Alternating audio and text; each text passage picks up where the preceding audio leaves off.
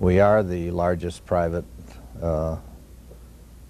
trainer of officers for the Navy, Army, Navy, and Air Force, and Marines. It seems to me that we're always going to have an Army. It's in the Constitution. And an Army is as good as its officers. And I would much rather have in the armed forces, which we are going to have, officers trained with a sense of value, a sense of peace. I'd say if we're going to have armed forces, and the armed forces are going to reflect the wisdom of the officers and their concern for peace and nonviolence, I'd rather have them from Notre Dame than from Podunk, or whatever Podunk might be. And I think I can honestly say, and I've heard this 1,000 times from people in the Pentagon, that our officers give fine service, intelligent service, all over the world with great integrity, and I don't apologize for that. I think it's a service to our country, which is a good service. Please welcome Notre Dame Professor of Political Science and Director of the Notre Dame International Security Center, Mike Desch. Thank you. Let me start out by welcoming all the Notre Dame alumni back for this reunion weekend, particularly those of you in the class of 1968, the great 68, joining my good friend Tom Durkin in celebrating your 50th reunion. Boy, that's quite a benchmark to make. I come from an old Notre Dame family myself. My father was class of 1953, and my grandfather, class of 1923, played football and ran track for Newt Rockne. And when I tell people that I have that genetic background in me, they give me a strange look because they don't see any evidence of that in me today. But then they remember from their freshman biology the concept of the deeply recessive gene, and they sort of shake their head in recognition. Now, I'm not an alum of Notre Dame. My act of youthful rebellion was to go to Marquette rather than to follow my father and grandfather here. But the great wheel of karma has turned, and now I've ended up here as part of the hired help. And in fact, I'm thrilled to be here. In fact, I was at the Bush School, part of the George H.W. Bush Presidential Library, when the call came to Notre Dame. And it was a hard choice, I'll be candid with you. I was working with former President George H.W. Bush, or the good Bush, as we called him, as opposed to another Bush. And Bob Gates was the president of the university before he went back and served as Secretary of Defense, not only for a Democratic administration, or for a Republican administration, but also a Democratic administration. And one of the things I did at the Bush School was found the Scowcroft Institute for International Affairs. So I got to know General Brent Scowcroft, George H.W. Bush's very close friend and confidant. So, you know, for somebody who was interested, as I am, in national security affairs, being at the Bush School was, as we used to say in Texas, like being a pig in mud. I was pretty happy there. But why did I come to Notre Dame? Aside from, of course, the family connection, there were two elements that really attracted me. One, of course, was what my boss, Dean John McGreevy, and I hope you'll all report that I'm endorsing this. He famously gave a talk that was a video about the Notre Dame experiment, about trying to craft an excellent university that was both excellent in terms of secular standards for a university, but also was thoroughly infused with the Catholic mission. And that challenge is a pretty exciting one to be a part of, and one I think that all the members of the faculty here at Notre Dame will tell you we live every day striving to achieve that. So that was one draw. But a second draw was Notre Dame's historically close relationship with the U.S. military. And I'm sure you all know the broad outlines of the story, beginning at least with Father William Corby serving as the chaplain to the 99th New York Brigade at the Battle of Gettysburg. You know where the term the Fighting Irish came from? It was the 99th New York Brigade, made up mostly of Irish immigrants who would go into battle and fight to maintain the Union of the United States. But this tradition continued with the V-12 program, the Navy program for commissioning officers during the Second World War, which would literally save Notre Dame at a time when a lot of men's colleges were in deep trouble because all the men had gone off to war.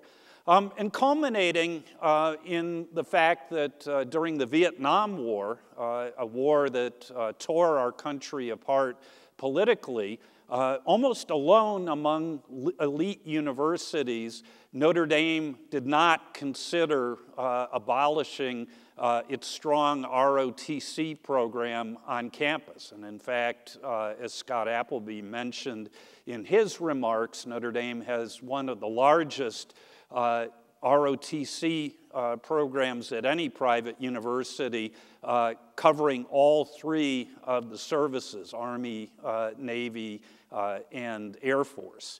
Now, Father Hesburgh, for me, epitomizes that iconographic logo that's above the east door on the Basilica of the Sacred Heart, the World War I War Memorial, God, country, and Notre Dame.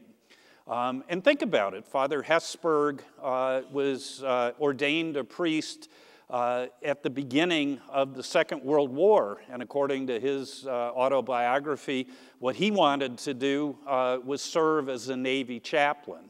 But his superior said, no, I have a tougher combat role for you. I want you to be chair of the theology department at Notre Dame. But Father Hesburgh never lost that connection for the military.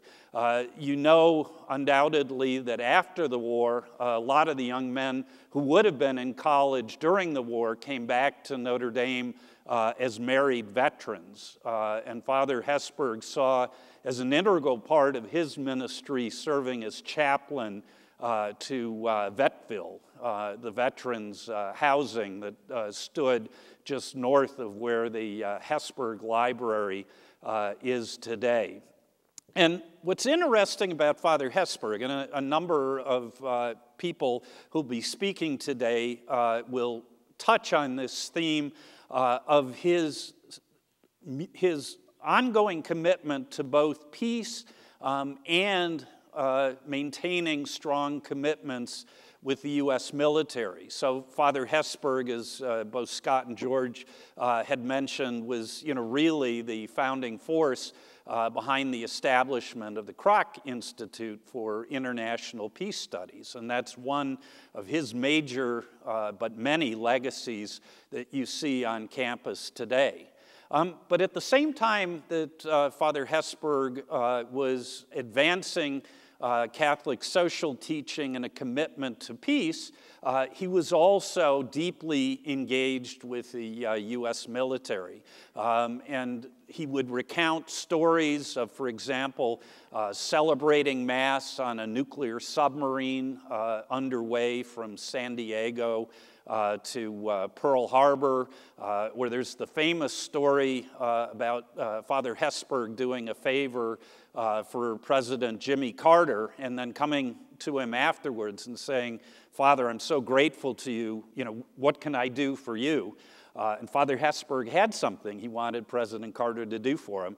He wanted to arrange a flight in an SR-71 Blackbird, the most secret, most sensitive spy plane that we had at the time.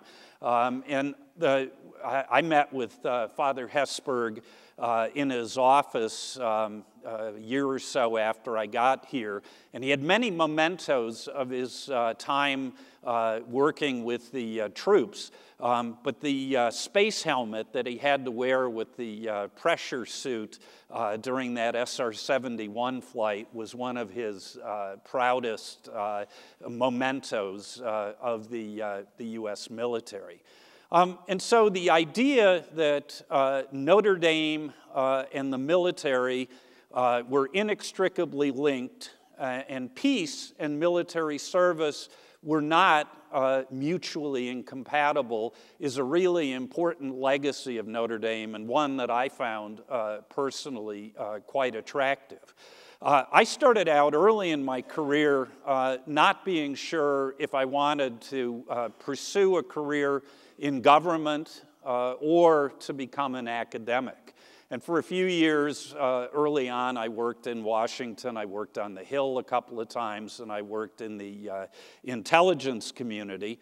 But I ultimately ended up going back to the University of Chicago and getting a PhD and spending most of my professional life thinking about issues of national security from the perspective of a scholar, not so much a policymaker. Although I always felt that this distinction between what we do in the university and what goes on in the rest of the world is an artificial one, and one that in fact would be really important to try to break down the barriers between these two things. So when I came in the fall of 2008, my colleagues and I put together a program called the Notre Dame International Security Program that Scott had mentioned. And the idea was that we would try to serve as a bridge between the best work that was being done here on campus at Notre Dame relevant to issues of national security and strategy and things like that, and the most important issues that policymakers were facing in Washington. And 2 years ago, we sort of fell into a little bit of money, and we were able to expand NDISC into NDISC, the Notre Dame International Security Center. And what does the center do? Well, we try to foster the cutting-edge social science research on problems relevant to the most pressing issues that national security leaders face today. So that's our own research. But we also committed ourselves very strongly to training the next generation of national security policymakers. So we've established an undergraduate international security policy certificate program that is primarily directed at undergraduates, and through a combination of curricular and extracurricular activities trains Notre Dame students to assume positions in national security affairs sort of broadly defined. Now, this sort of program is really important because there is a very strong ROTC contingent and presence on campus today that's preparing young women and men for service in national security in uniform. But there's also quite a bit,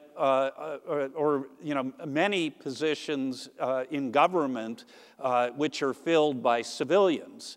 And given that fewer and fewer Americans today have experience with the military in uniform, it's very important to be able to give these young people who are going to pursue these careers sort of hands-on experience that in another generation they would have had from serving in uniform as well. So we have a picture up here, I call it Beauty and the Beast.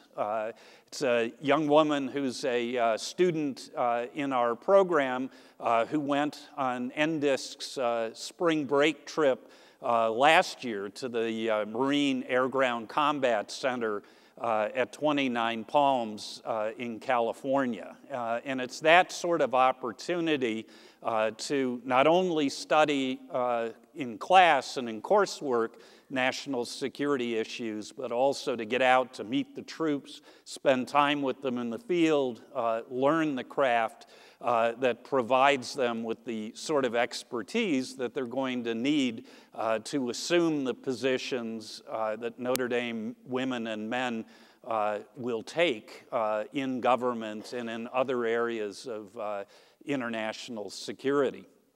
Finally, NDISC is committed to being a place on campus and in our community in which we bring together current and former senior policymakers and the campus community to talk about some of the big issues that the country is grappling with these days. So, for example, last fall, we had General Mike Hayden, who was former director of CIA, former director of the National Security Agency, and author of a much discussed current book on intelligence and policy making, as one of our speakers on campus. And just by coincidence, we did it the Friday before a home football game in the fall, and 80,000 of our closest friends and relatives were in town for that event